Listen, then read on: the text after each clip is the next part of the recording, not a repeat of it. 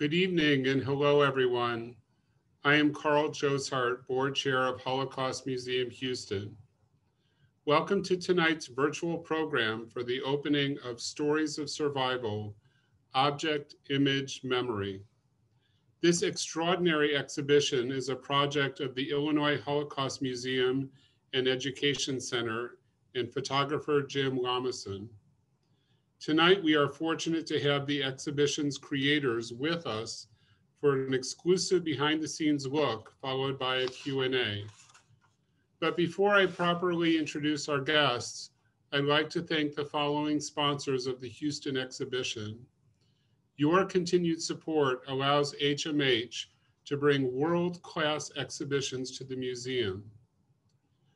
Thank you to our presenting sponsors, Rona and Bruce Caress, the Levenbeck Family Endowment Fund, Rosalind and Barry Margolis family. Our partner sponsors, the Louis and Joan Lowenstein Foundation and Dr. Anna Steinberger.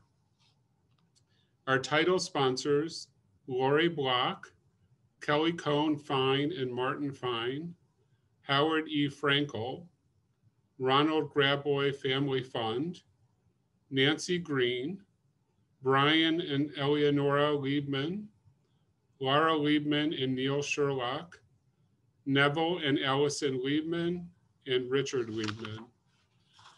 Tonight's special guests are Ariel Weininger and Jim Lomison. Ariel Weininger is Chief Curator of Collections and Exhibitions at the Illinois Holocaust Museum and Education Center. Jim Lomison is an award-winning photographer and author living in Portland, Oregon. He received the Dorothea Lange Paul Taylor Prize from the Center for Documentary Studies at Duke University for his first book, Shadowboxers: Sweat, Sacrifice, and the Will to Survive in American Boxing Gyms. Lomison's 2015 book, Exit Wounds: Soldier Stories, Life After Iraq and Afghanistan, and Traveling Exhibition is about U.S. veterans from Iraq and Afghanistan wars and their lives after return from war. In 2010, Jim began working on What We Carried, Fragments and Memories from the Cradle of Civilization, an ongoing collaborative storytelling project with displaced Iraqi and Syrian refugees who have fled to the US. What We Carried was exhibited at the Ellis Island National Museum of Immigration in 2019. Stories of Survival, Object, Image, Memory about Holocaust and genocide survivors was originally exhibited at the Illinois Holocaust Museum from July 19, 2018 to January 13, 2019. Welcome, Ariel and Jim. Thank you for joining us.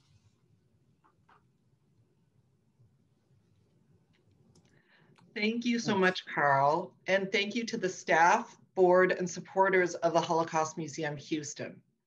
A special thanks to Carol Manley, Chief Curator, and JT Buzanga, Assistant Curator, for planning and mounting a beautiful installation of the exhibition. A special hello, this is a last-minute addition, to Marissa, who moved from Illinois onto the Shoah Foundation in California, but was an essential colleague in the creation and realization of this project. Hi, Marissa.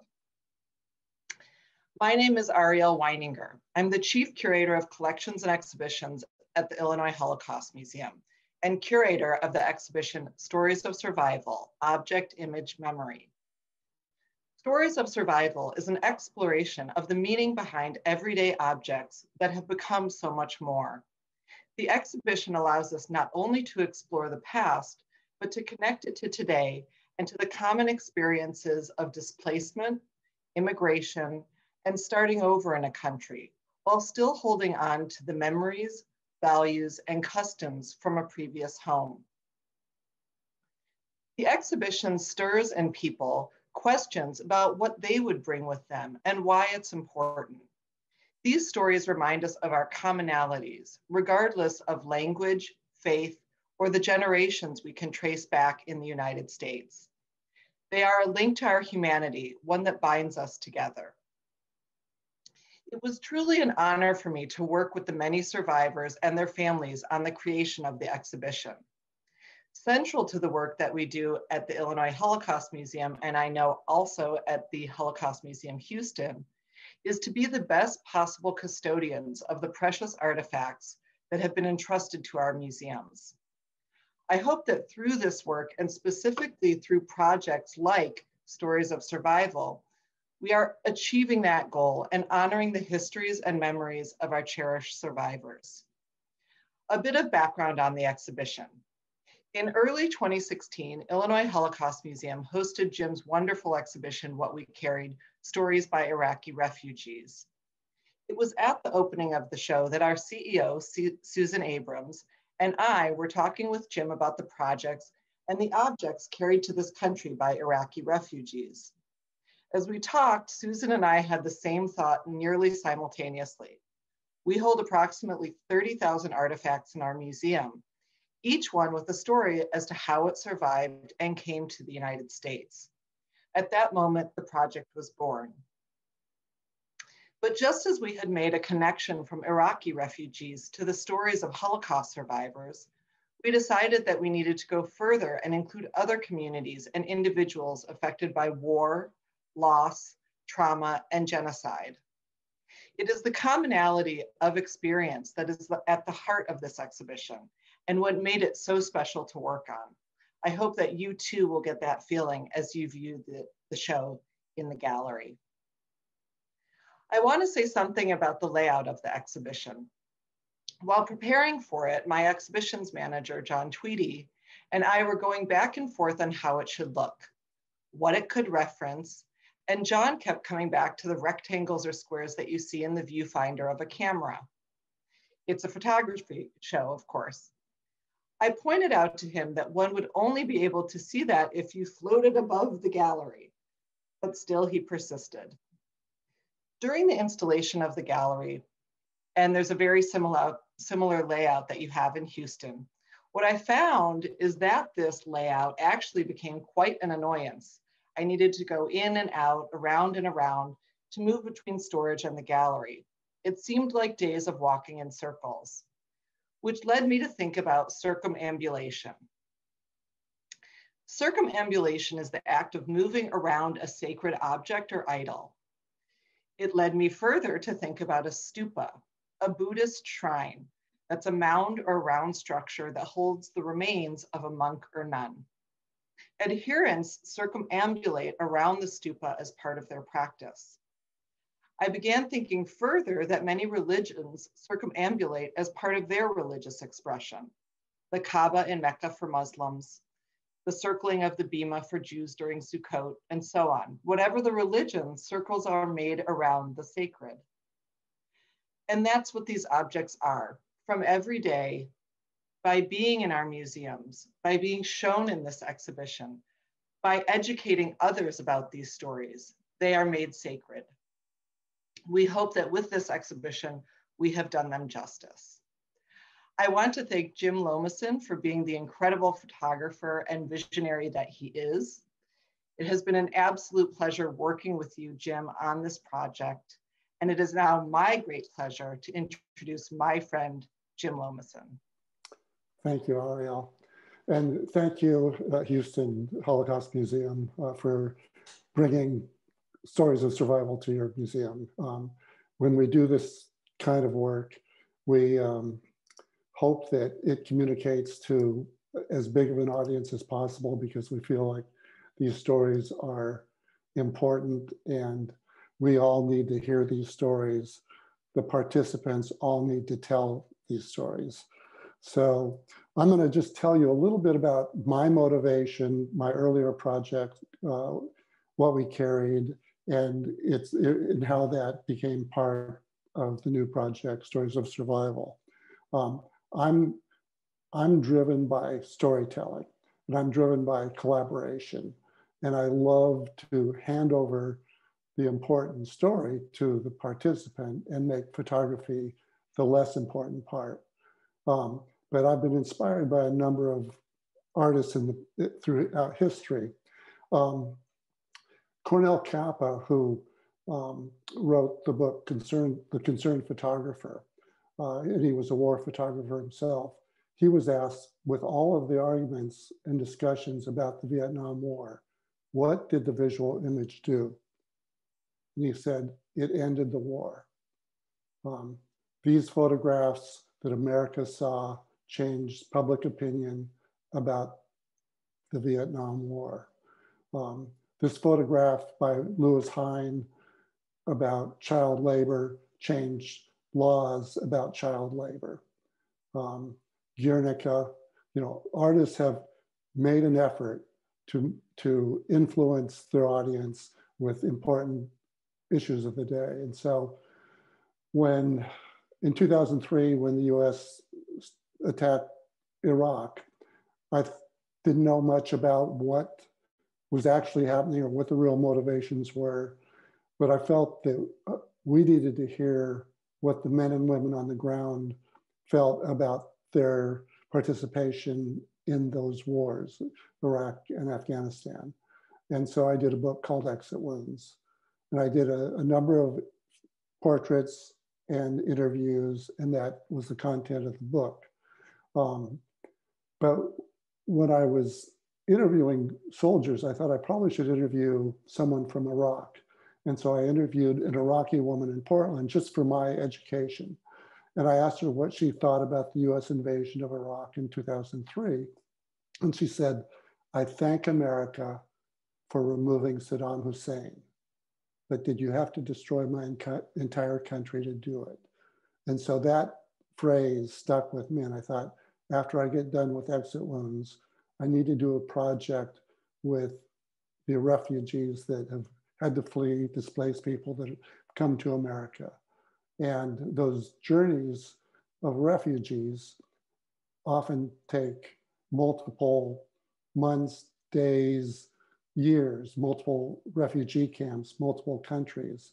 And by the time someone comes to the US, they only have a few things with them, because when they left, they maybe had a child under each arm, and they brought a few practical items.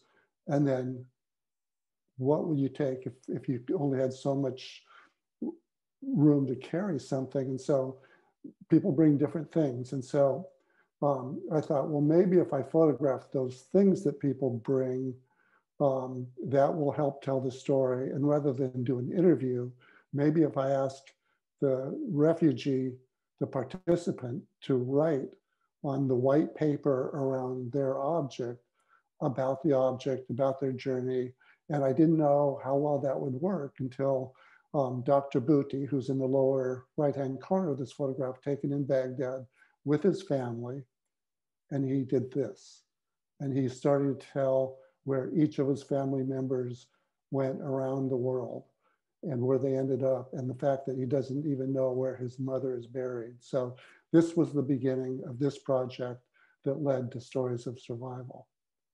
And along the way, I've met a lot of people. Every project I do is like getting another college degree in another subject.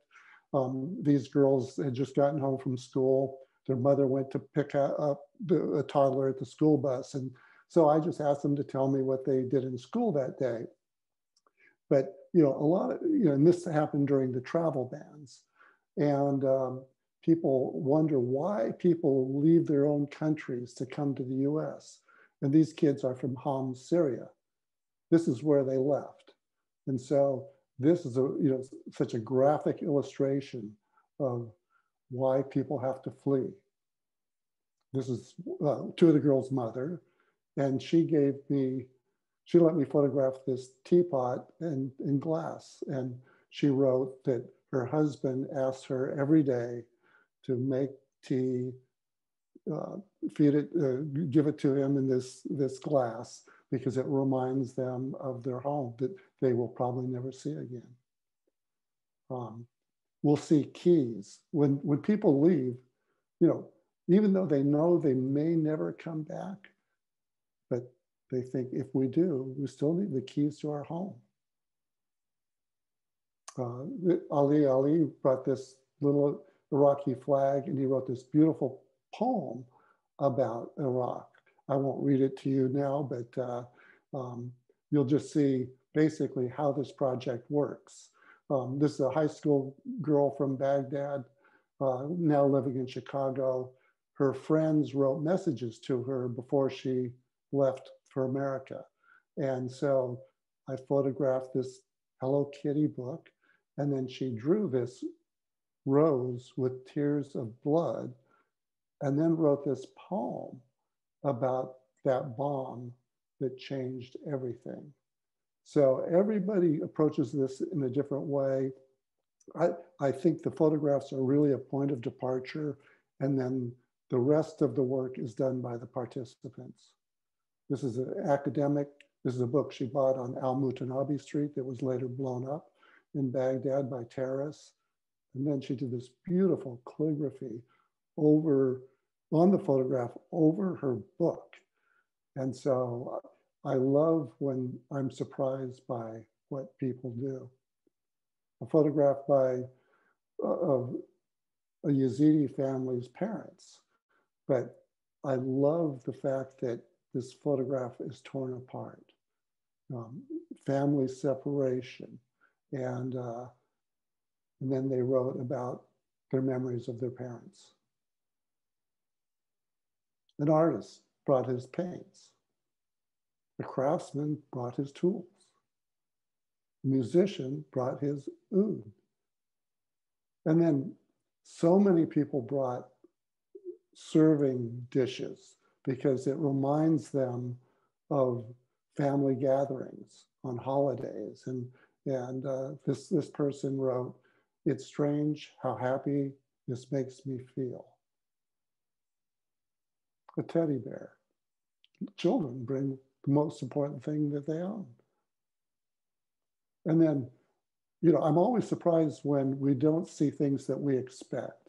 Preconceived notions and stereotypes evaporate. And probably almost every American girl, when they see this, they realize, well, that came from someone from the Middle East. Maybe we're not so different. And she wrote, we all have had a childhood, but it differs for everyone. So everybody is expressing what they want to express, how they want to express it. And this person didn't have anything. So I gave him a blank piece of photographic paper, and he wrote about having to leave because ISIS had just entered his town. And this is Dr. Bhuti again, who you saw in that first photograph. And this is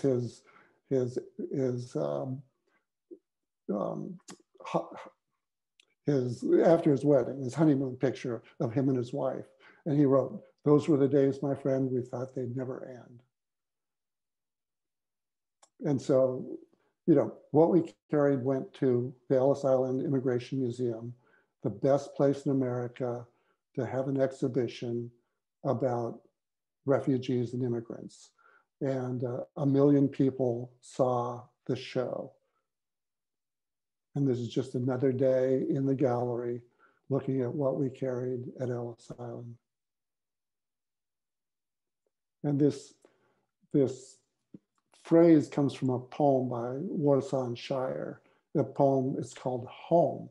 But I think this one line just so beautifully distills what it is and why people leave. And she wrote, "No one puts their child in a boat unless the water is safer than the land." So Ariel and I are going to talk about stories of survival. We're not going to read each piece. We're going to give you kind of a behind the scenes view of the creation and the reasons why we created this exhibit that you're going to see in person soon. But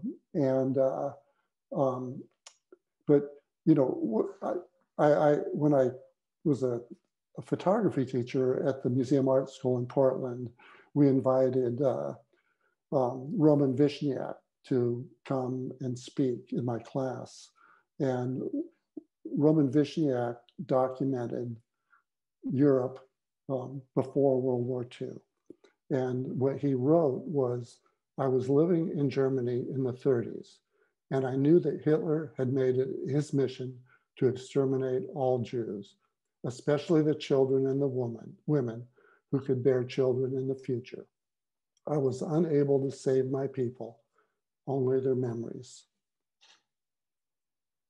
And so Roman Vishniak is one of the people that has inspired me to do my work in my own way. So Ariel, do you want to speak to these slides, and I'll catch up to you at a certain point?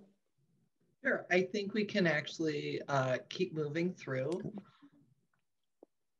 Again, this is the, that was the show that we had of Jim's when we made this wonderful connection with Jim and his incredible work that he's been doing. This was also, I want to say, at a Holocaust museum, it was a rare opportunity to have a fully translated exhibition in Arabic at our museum. So this is Jim and I in the collection storage at the museum, looking at some of the prints that he had put together. And this is the introductory wall that you'll see something very similar when you go to the museum in Houston. And so here you can see one of, similar to what we carried, you can see the original object photographed on a plain white background. And if we move to the next slide.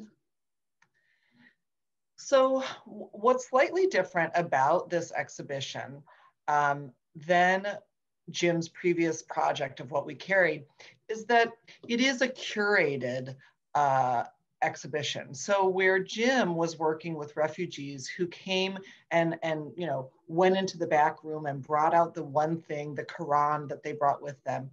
Here, we did actually curate this exhibition. So we looked at representation that was equal between male and female experiences. We wanted to make sure that there was geographical representation, specifically within the Holocaust story. We also had this inclusion of other genocide survivors. But because we were dealing most specifically with the Holocaust objects, because of the time period, it wouldn't necessarily be the Holocaust survivor writing about this. So in this project, it went into a broader area of children or descendants who would respond to the object itself. So what we have here is a really incredible object that we thought brought together the total project in a very interesting way. This is a letter from a Red Army Jewish soldier. As the Red Army was pushing westward in Europe, they realized, or in the Soviet Union, they realized, or he realized, that his town would have been liberated by this point in time in 1944. So he writes this letter. This is a traditional Red Army letter, the way in which it's folded and sent. And he sent that on to his parents, checking in on them, seeing how the family had done in the years of the war. And that's the black script that you see on the right side and the top of the object. On the bottom, you can see sort of a purple colored script. And that's the postmaster of his town writing him back saying that you can see in the middle of it, on the 6th of March in 1942, your family was murdered along with all of the other Jews of this town. And I'm sorry to report this to you. Surrounding the object, we now see the response of his son, the son of this Red Army soldier. And he explains in this that every year on the 6th of March, his father would fast because of what had happened to his town and his family. And he details this really horrible story about the Holocaust. But what's incredible is at the end of it, you see here on the bottom right, he writes, there are two lessons to be learned from his story. The first is that that is often the case with these stories from the Holocaust, is to never forget. It happened, it cannot be forgotten, and it cannot be repeated with anyone. The second is that anyone or anybody can rebuild a life even when tragic things happen. You can overcome the tragedy and create a good life. And I think that for us working on the project, and Jim, you can speak to this too, it really brought together everything that we wanted to say at the introduction of this exhibition, and how the exhibition was going to be laid out for the individuals viewing it. So Jim, I'll let you speak to it. Yeah, I mean, I love that there's 3 layers of writing on this photograph, and you know, the actual letter with the terrible response, and then the family writing about it, really turns this photograph into its own artifact, and it's an heirloom for the family's history. And so, you know, there's so many things about this and this project that I think are really meaningful. And one of the things that happens is, as we look at these photographs and read them, I hope the viewer, in addition to taking in the content, starts to think, well, if I had to leave under the threat of war or whatever, what would I take with me? And so that starts a process of empathy and compassion. And then I think the viewer often then thinks, well, gee, what would I be leaving behind? And that's everything else. That's everything in my home. It's it might be family members, friends, my university, my job, my culture, my language. And so the part of the purpose of this is documenting history, but it's also to convey something about what might be happening today. You know, when we hear about, you know, the 10 steps of genocide, you know, we usually think, well, that isn't going to happen. But each one of those steps is a step, and it's a way of othering, dehumanizing. And so, you know, we hope that those kinds of things occur as people walk through the gallery and have a response to each individual photograph. And so, right, here is the layout that I spoke about earlier. This was the original layout at our museum.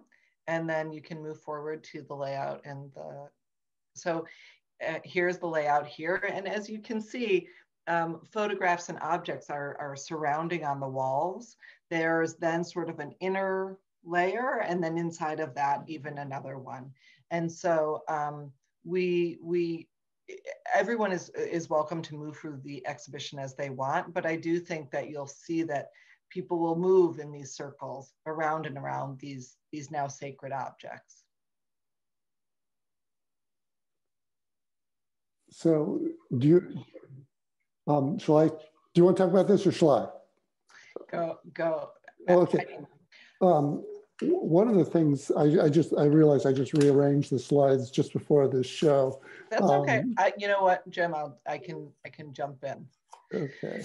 So, and then Jim can make his comments. So one of the things that's really interesting about the exhibition and about the commonality of experiences is we have this, as you saw the slide as you were coming into the program, there's this teddy bear. This teddy bear was buried in the backyard of a German home prior to the family being taken to Theresienstadt because the older member of the family had served in World War I. So we actually, at our museum, have a very rich collection of material from this family, not only from the objects that they had buried or given to neighbors prior to being taken to Theresienstadt, but then also some significant artworks from Theresienstadt. But here you see a teddy bear, and you see what this, she actually was an old, a 30 some odd year old woman at the time, but yet this this teddy bear was something so important to her. She buried it in the backyard, survived Theresienstadt, and unburied it and brought it to the United States with her when she came to this country. What I think is really important about the show is elsewhere in the gallery, you'll see a baby doll. And that baby doll is from Bosnia. It's from a young girl who was deeply affected by what was happening in the war. And the most precious thing to her was the baby doll that her father gave her. And so we see, again, these commonalities. It doesn't matter time or place. Children are children. And the thing that is most important to them is their toy, the thing that they get comfort from at night. So, yeah. And you know, one of the things, and we're not going to read all the writing on the photographs that we're going to show you tonight, but what I love about this is she didn't talk directly about the Holocaust or the Nazis. She talked in a kind of poetic metaphor. And so I'm going to just read a bit of this. She wrote, "With storm clouds gathering on the horizon, my aunt's teddy bear was buried in the backyard for safekeeping.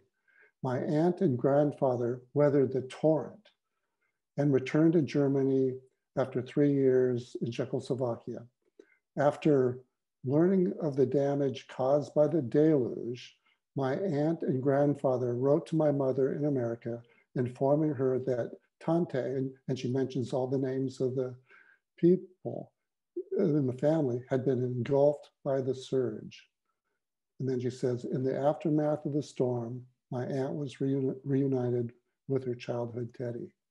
And these kinds of things have such a powerful effect on the viewer. This is Susan Barwari. She's an Iraqi refugee, and she left a beautiful home, and she could only take a few things. And again, she brought this platter that her mother used to serve Barwari on. And she also brought some teacups and some saucers, and she wrapped each of these things in her clothing, hoping that they wouldn't get broken on her journey to America. And the translation for this will be in the gallery, and you can read it. And Ariel, do you want me to? Sure. So this is a jacket of Henry Stone's.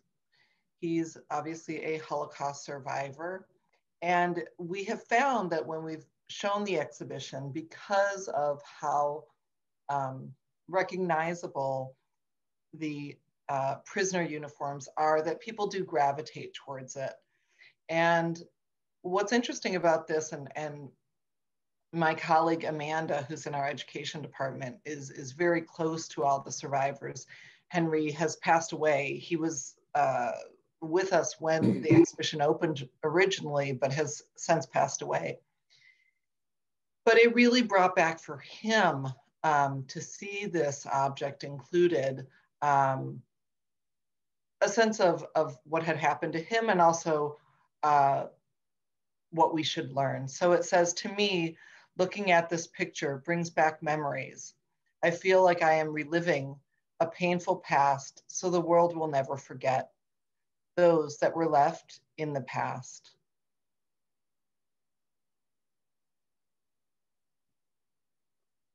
And go ahead.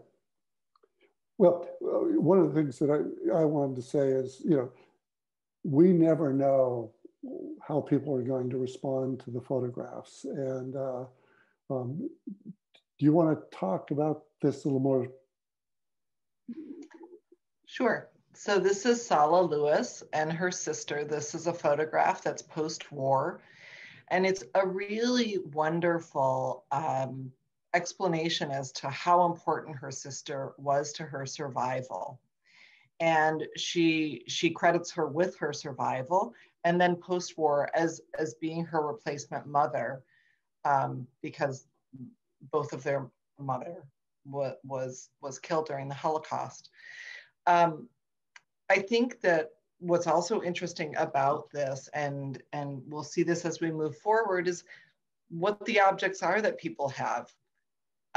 Sala didn't have anything to show from the Holocaust time period. She didn't have, like Henry, a jacket, a star, paperwork. She had this. She had a photograph of her and her sister. And you'll see as we move through a variety of different things that people have from those time periods. And you know, at the opening, family members came to see their work, and the opening was a powerful experience where people talked to each other and looked at the work, and you know, it was really gratifying, I think, for all of us to see family members come to the opening. And in this case, Sala died just before the opening of the exhibition. So these are other family members of hers. And here's the doll that Ariel was referring to. And just like the Iraqi girl with her Barbie dolls, you know, she wrote such a simple 3-word statement, and we get it. And this is DR, he's a Yazidi. I did a little What We Carried project in Lincoln, Nebraska with the Yazidi community there. There's 3,000 Yazidis living in Lincoln.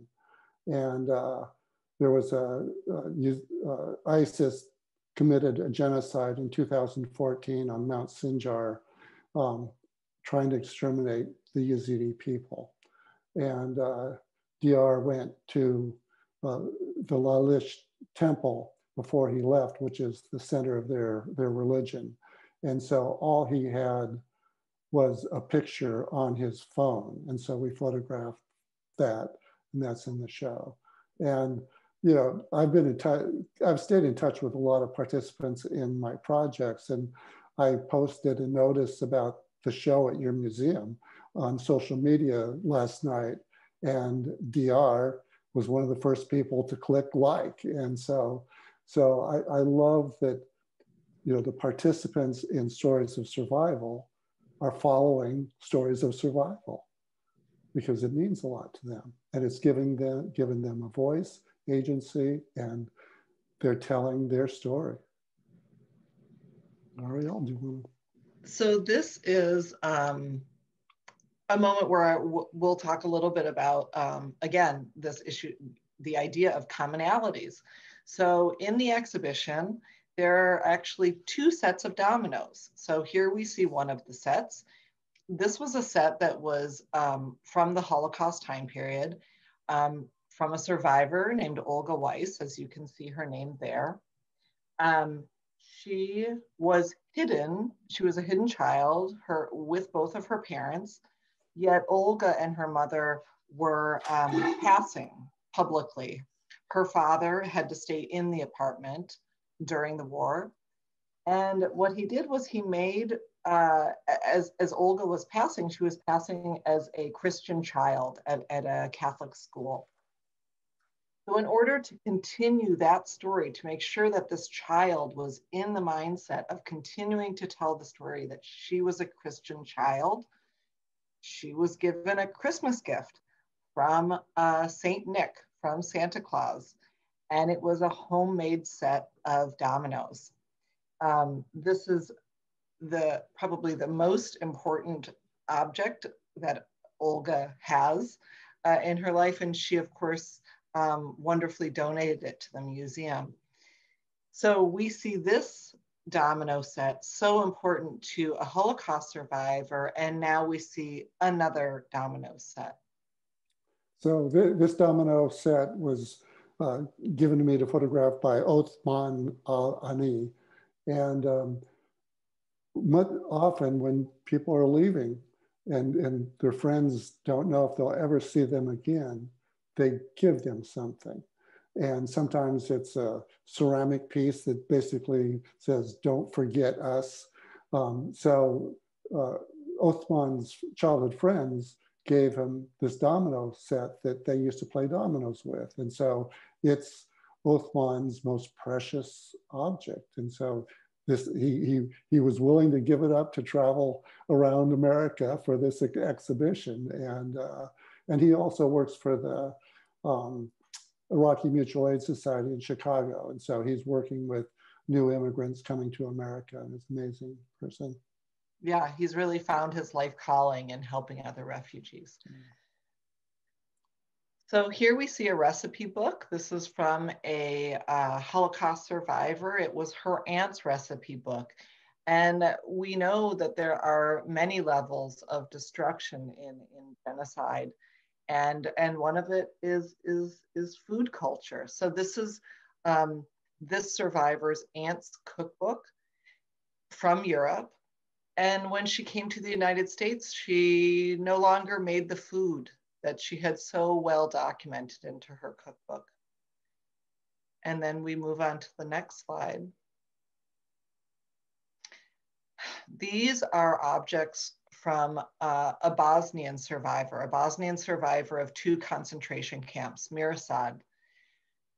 Mirsad had found out while he was in one of these concentration camps in Bosnia that, or the other prisoners had talked about, that during World War II and in Auschwitz, people talked about recipes to make themselves feel less hungry, to remember what it was like to eat food.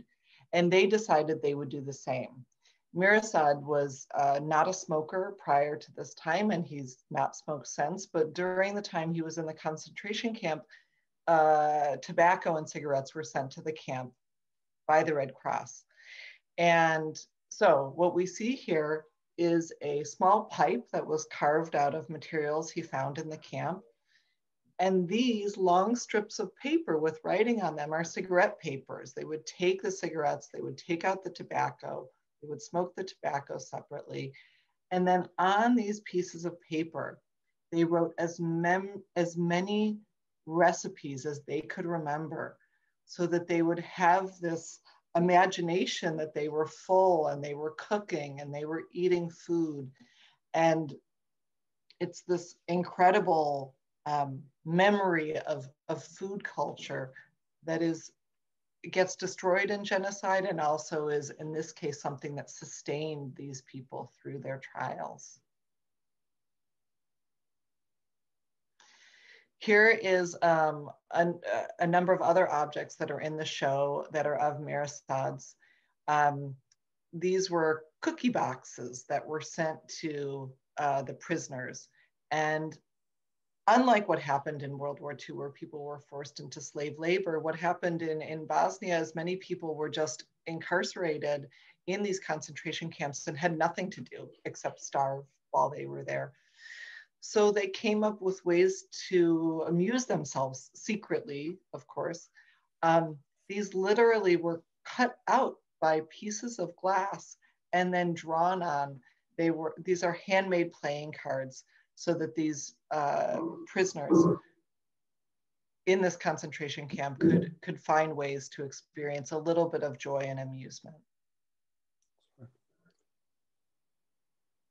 So of course we see in the exhibition objects that you would think of for leaving a country. So here, a suitcase.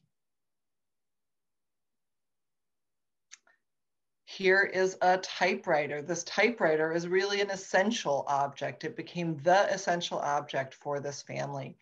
This typewriter was the typewriter that was used to write the affidavits that got this family out of Europe and to the United States. And then they brought it to the United States so that they had a means to make money, a way to find a job. You know, and in the exhibition, there's also a lot of photographs of identification, passports, documents, and a document can be the difference between life and death. Sometimes a forged date of birth on someone could determine whether they would live or die. And so you'll see a lot of things that are for that purpose. And then here's an example of keys again. And then this is a graphic novel of the history. And I just love that, you know, everybody did what they thought made sense and they didn't ask permission. And then here's one where, it's a simple photograph. And it's a picture of a happy child. But the participant wanted to make a bigger statement. And this is what happened. And there's actual chicken wire over the photograph with all the stories. And I just loved how, she just decided, I'm going to do what I want to do to tell the story as best I can. And this is the result. And I have to jump in here, especially since Marissa is here on this event. When we got this response, I thought, oh my God, this is not right. There's too much. The chicken wire, I don't know. There's all printed text. It's not handwritten. I don't know what to do. We can't put it in front of Jim.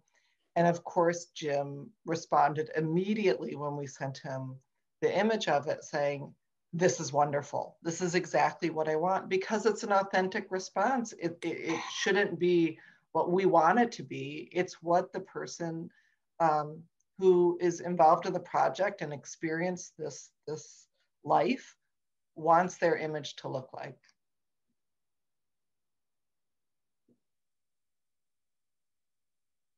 Another incredible object in the exhibition, this is a painting that was in a family home in Germany.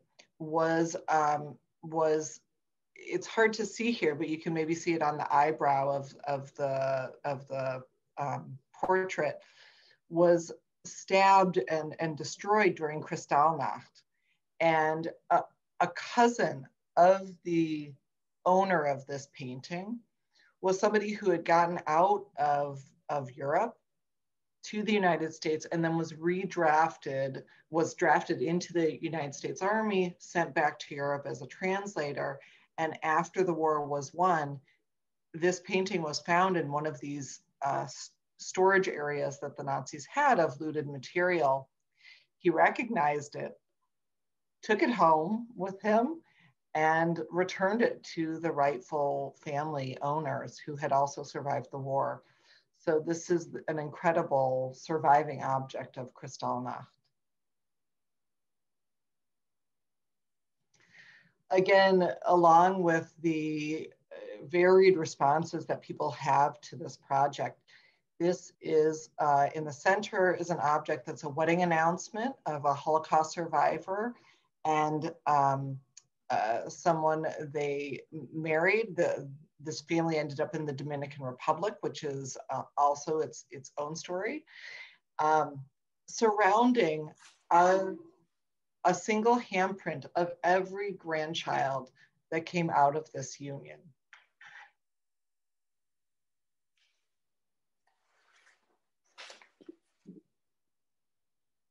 Go ahead. Okay. And I think it's important here to look at, you'll see when you visit the exhibition, that it of course depends on the circumstances as to when and how you got out of the circumstance that people found themselves in. This is a lost boy of Sudan.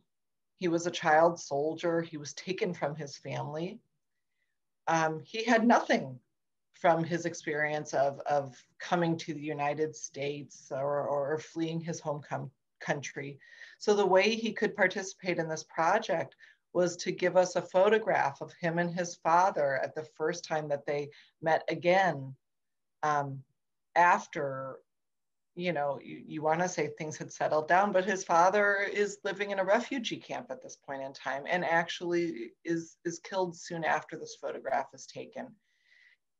He hadn't seen his father for many, many years. They had this one union together, and then his father was killed subsequent to this photograph.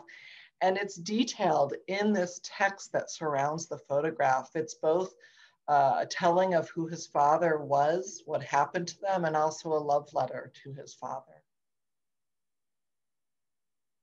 And these,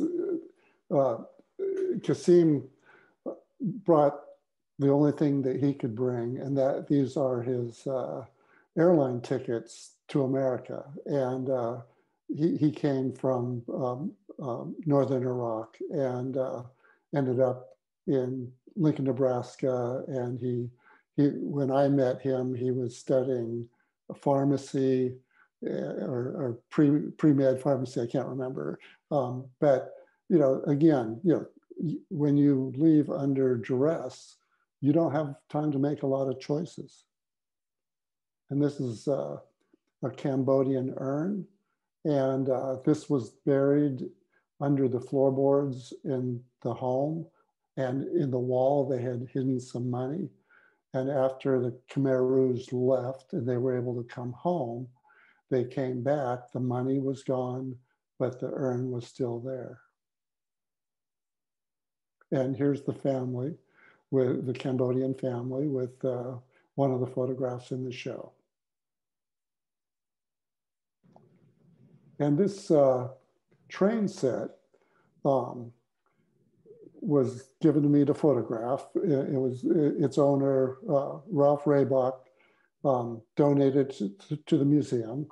And I set up a photo studio to do all the work in the basement of the Illinois Holocaust Museum in a classroom. And so I spread out a 9-foot seamless photographic backdrop, and I put the train together. And I was a kid, I had an electric train, so I knew how to do that. And so I took the picture, it was given to Ralph, and he looked at it, he said, "This is all wrong." So I was coming back to photograph more pieces, more objects in another couple months. And so we set up a time for Ralph to come in, and he and I were basically on the floor. He was explaining to me what parts go where, why, and it was really nice working with this very sweet man, I think in his 80s. And as we were working, the door of the room was open.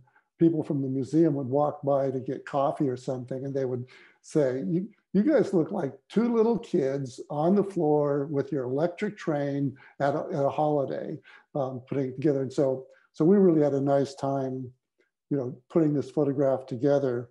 And then he wrote the story about his family coming to America. This train was a way to have a gift, and it was a way of dealing with the fact that you couldn't take money out of Germany.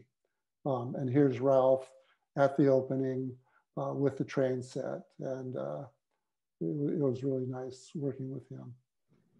And then Ariel, do you want to talk about Immaculée? I will.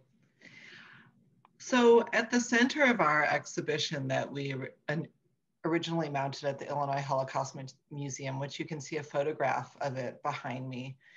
As I talked about, as we had this, these circular movements around the objects, at the very center, we placed the objects of a woman named Immaculée.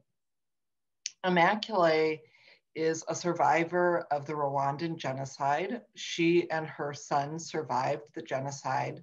Her husband and two children, a 3-year-old and a 5-year-old girl, were killed in the genocide. Immaculée had with her, when she moved to the United States, a photo album. This is the photo album that you see in front of her, or in front of you. And what she wrote around it really is, you can see up at the top, she says, "Dear Thaddy," and then there's the rest of the text, which I encourage all of your visitors and even those who maybe can't go to the show, but can purchase the catalog through the shop and can read the text of this, to read this text. It's really incredibly moving. And so here she talks to her husband directly about their children, about raising the children, about how he took care of the children, and Immaculée. In the exhibition, there is only one person that is given 4 photographs and 4 objects, and that is Immaculée. So if, Jim, you can move to the next slide. Okay. The other 3 objects that are included in the exhibition are textiles. There's 2 dresses and 1 sweater. In 2017, Immaculée was contacted by the government of Rwanda that there were going to be earthworks to build a new roadway in an area that they had suspected was where a mass grave was. So they contacted people and they said, if you would like, come, we think there might be a mass grave.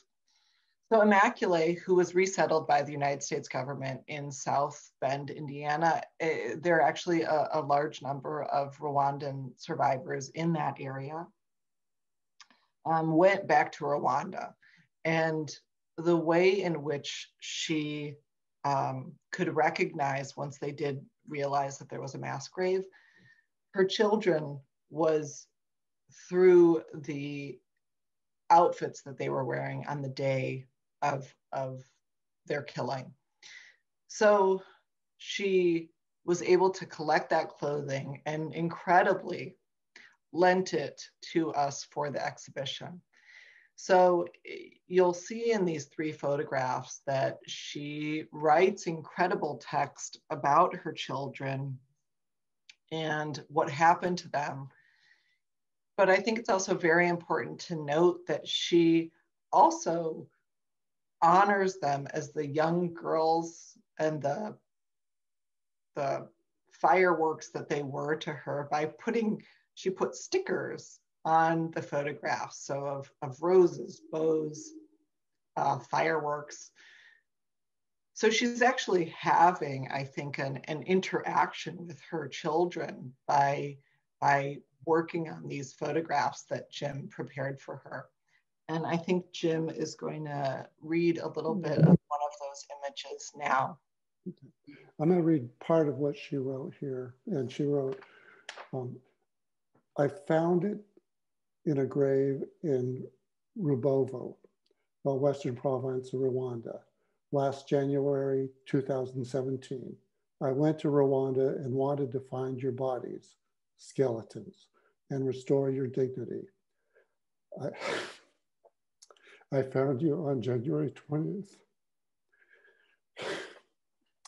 I might not. You may have to read. Yeah, that's okay. You have to read this that's yourself. Okay. Go to that's okay. But you know, when this bloodstained dress was brought to me, and I handled it and to photograph it, I had to close the door and I just wept. And you know, Immaculée talks about, you know, how now when she drives past a mall, she thinks, if my 2 daughters would have survived, I'd be going to that mall to buy a new outfit for them, but that will never happen. And Immaculée in this piece talks about after she was able to recover this, these bits of clothing, how she thought she would be very happy and proud that she had done that. But she said she got so sick that she couldn't get out of bed, and how she had been affected by, you know, not being able to really find her daughter's remains, but only find the clothing that they were worn. And the thing that I also wanted to mention about this is that because, as you can tell from both Jim and I, they're incredibly precious and incredibly important objects, and obviously they're important to us, but think about how important they are to Immaculée. We asked, I told Immaculée for the traveling exhibition, I said, let's just do one object at a time. Let's do one dress. We'll keep the others at the museum to make sure that nothing would happen to these objects. And Immaculée was the one who said no. She said, her girls live on when more people see what happened to them and learn about their story. So thanks. we're wrapping it up, but And here's a picture. I think that, and here is Immaculée. I think that both Jim and I would say, especially with Immaculée's objects on display in your museum, we are so honored that the exhibition is there. I can tell you that all of the survivors of all of these different genocides, catastrophes, atrocities are so honored that they get to tell their stories to the Houston community. And we just thank you for having the exhibition. Thank you so much. I think we're going to have if anybody has questions now, I think that's the next thing in order. Thank you, Ariel and Jim, for that fascinating behind the scenes look at stories of survivor. We really appreciate you sharing not only your insight with us today and giving us an exclusive look on how you partnered to create this exhibition, but sharing your personal emotional journey with us. It's clear that this this exhibition was born out of a lot of love and caring for the survivors and the stories, and we want to honor and thank you for that as well. We are going to open the floor to questions that the audience might have. If you are in our audience and wanting to ask a question, there's a Q&A button in the bottom center of your screen. And if you click on that, you'll be able to enter your question and I can share that with our guests. While we're waiting for folks to type in some questions, Jim and Ariel, I think this exhibition has gotten some outside recognition for the quality of its work, and maybe you would want to share with our listeners some of how this exhibition has gained some notoriety. Sure. We were very honored for this exhibition to get the AAM, which is the American Alliance of Museums. It's sort of the most important museum association in the United States, award of excellence in exhibition. And what they recognized specifically, which is very important, of course, to what the show is, was community curation. And that is the participation of all of the survivors in the creation of the exhibition. More recently, the exhibition also won an award of excellence from the Association of State and Local, AASLH, the American Association of State and Local History. And again, it was awarded the excellence in exhibition. So we're very proud of that and surprised and touched by it. And that is what now is at your museum. Great, I think we have a question. The question is, how would you recommend to young photographers as they begin their careers? So advice for young photographers. Maybe Jim, you can take that one. That's all, Jim. Get out while you're still young. But I think, and there's the difference between trying to earn a living, being a commercial or advertising photographer, wedding photographer, but, follow your passion and, do your due diligence, learn your craft. And what I love about photography is you can start a project not knowing much about a subject, and you can maybe even think that you know how the project might end up because you're operating with preconceived notions and stereotypes. But once you immerse yourself, you learn that everything you thought was wrong, and what you thought the end would look like, it won't look anything like that. And so I love the process of just going down the path and just discovering as I go, and that renders a better end product. And so that's probably a little bit of advice. Thank you. We have another question that comes from Matthew saying he'd like to know how these items were carried with them or how specific ones survived. What does the container or the manner of survival of an item say about its worth to the person? Well, I can speak to especially what we carried. Often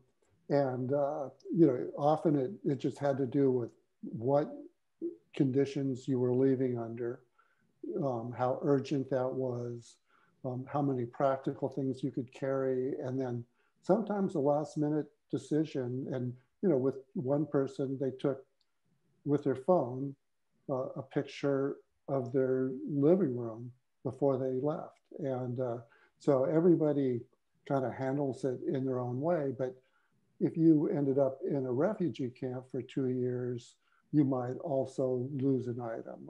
And then, that's all I can speak to as far as what we carried. And Ariel, do you have any thoughts? Yeah, I was going to actually, because Matthew, the questioner, brought up a vessel, it actually took me straight to the Cambodian objects.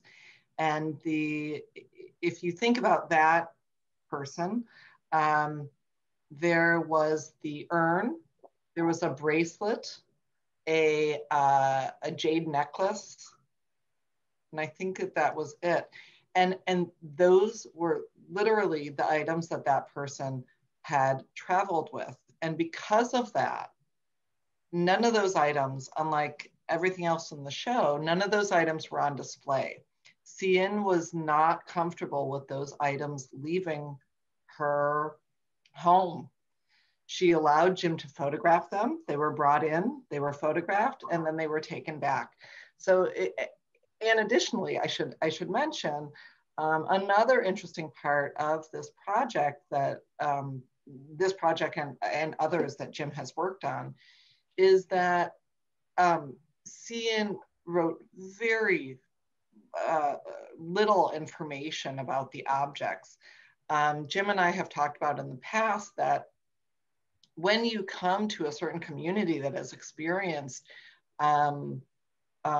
trauma, especially from a government, they do not want to share information about that experience. So I think that what's interesting is, especially with Holocaust survivors, is that the distance is further away.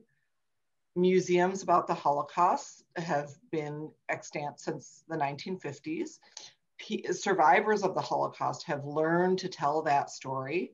That is not true of other survivor groups. And so Sien specifically, even though there is in Chicago this Cambodian genocide and killing fields museum and memorial site, she was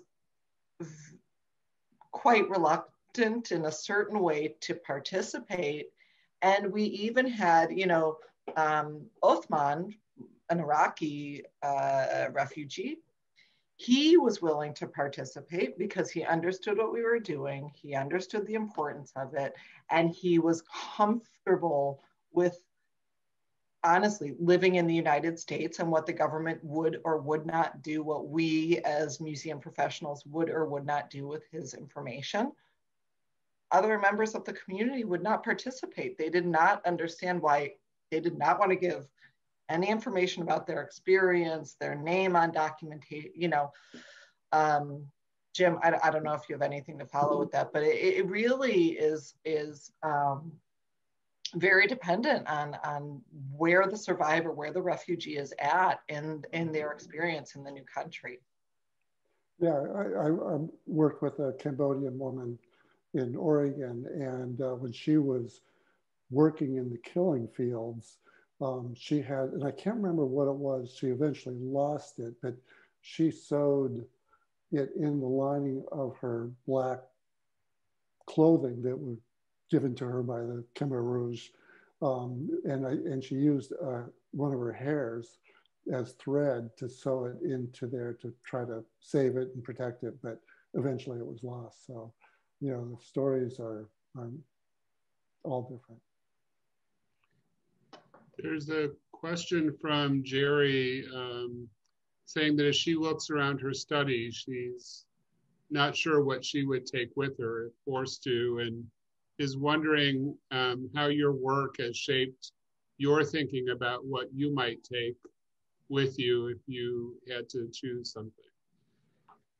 That question was asked to me after I'd worked on What We Carried for 2 or 3 years when I was giving a talk. And it occurred to me that I hadn't really thought about it for myself. And after a few seconds, I thought, besides a practical item, it might just be a little drawing that our goddaughter drew for some reason that we just think is precious, and it might be as simple as that. And I don't know. I mean, I think that probably, especially in the circumstances that we're talking about, you don't even have the luxury of that time. The thing that I have always thought about with the train set, especially having a toddler currently, is, my gosh, Ralph must have put up a fight for that train, because to take the entirety of it when your family is fleeing Europe from the Nazis, of course not knowing what would happen in subsequent years, but I mean, in our museum, in the storage facility, now it's at your museum, every single car and every single piece of track made it to the United States. He put up a fight for that train. Yeah. There's a question here about, kind of, I guess the nature of it is, how do you emotionally prepare for the level of inquiry that you pursue in your work? Clearly, it touches you deeply, the work that you do, and so as you've documented these different experiences that people have had over time, have you developed a process how you prepare yourself emotionally for that? Yeah, I was asked that question in one of my gallery talks, and I'm a pretty buoyant person. I think I'm really fortunate that I'm kind of a glass is half full person. But when I was asked that question, when I had an exhibition at the Blue Sky Gallery in Portland where we showed exit wounds and what we carried, I was saying, how, I just am fortunate, and then I burst into tears, and then I burst into tears like 4 more times during my talk. And after the talk, one of my friends came up and said, "Is there a mop where we can kind of mop up around where you were standing?" So I am profoundly affected, and I'm a total empath. And I would just say that I think, Jim and I kept it together tonight until Immaculée, and we've been with this show for many years. We've worked on this project. We've given talks about it. It is, it's profoundly difficult to talk about the murder of children for no reason, and to meet with Immaculée, I mean, it was interesting. She, of course, these objects are central to the exhibition. I think that your visitors will be greatly impacted by them. They'll gravitate to them. And so because of that, when we first opened the exhibition, many, many people wanted to interview Immaculée. And she gave about, I think, 2 interviews and then had to call it off for her own protection of self. And yeah. So I think, I mean, and your community is aware of this too. We all have these different layers of how much we can talk about, how much we protect ourselves. And for me, part of that experience was postponed a bit. And, you know, I photographed the objects and I got a printout of basically what they were, but not much information about them. So I was working technically trying to do basically scientific photography for the prints. And then after people wrote on them, I rephotographed them. And then there's a amount of Photoshop work blowing them up to the 28 by 40 inches that are in the gallery. And so everything I was doing was about the visual. And then when I got the catalog and took it back to Portland and read it, yeah, everyone had a profound effect on me. Well, we'll give you a break from some of the deep emotional work that we've been doing. There's two technical questions. One is how many actual items are in the show along with the photo? And then we have a listener, Jim, who's interested a little bit more in the technical side of how you set up the photo shoots and what that process looks like. So I'm actually, without looking at something, forgetting a little bit right now. I think it's about 65. I think there are 65 objects and then, so it's a little bit less on the participants because someone like Immaculate has 4 objects in the show. Marisad has 2 collections of objects in the show, but I think it's about 65 objects that are in the show. And then the technical question for Jim. Yeah, when I do these projects, usually I'm on my own. I'm not in a museum where objects are brought to me. So I've traveled all over America, going to people's homes, and you know, and I always have an interpreter with me because I don't speak Arabic. And so I did a rental car. I stayed in flea bag motels, and I go to people's homes and we explain what we're trying to do, and I show some examples, and it's always a wonderful, welcoming experience because everybody brings out the food and the tea and the cookies, and so we sit and we talk, and then I have kind of my portable studio, which is a couple bags that I load onto overhead and ship and rental cars, and I set up a couple photographic lights on white and I have some reflectors, and I do my work as we're talking, and then I pack it up, and then we go to the next person, and sometimes you know, and it is rigorous, especially when I go to different cities and all that, but I don't feel so sorry for myself because even though it's hard work, you know, I have friends who are journalists who go to Libya and go to really war-torn South Sudan. And, you know, my biggest problem is trying to find Starbucks in the morning. So it's not so bad. But the nice thing about working with the Illinois Holocaust Museum, I had a room that we could lock at the end of the day. I could go have pizza in the evening and come back in the morning, and everything would be right where I left it.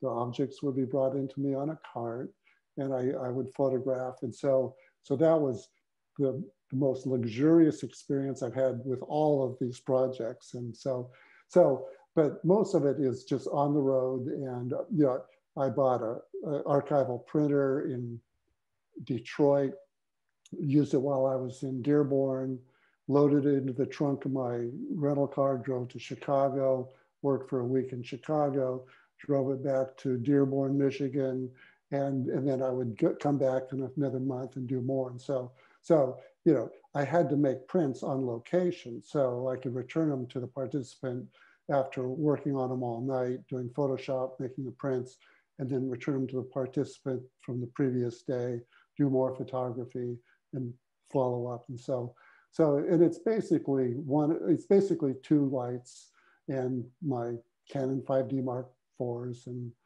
a tripod, and that's how we do it. Well, thank you so much, Jim and Ariel, for taking the time to answer the questions, but even more so, just sharing your passion with us. We're sorry we couldn't have you here with us in person, but your warmth and your passion really jumped out of the screen and made this such a meaningful evening for us. So thank you so much. And thanks to all of you that have joined us from home. We at the Holocaust Museum Houston are so honored to be hosting this important exhibit. We invite all of you to safely visit the exhibit at the museum through Sunday, April 18th, 2021.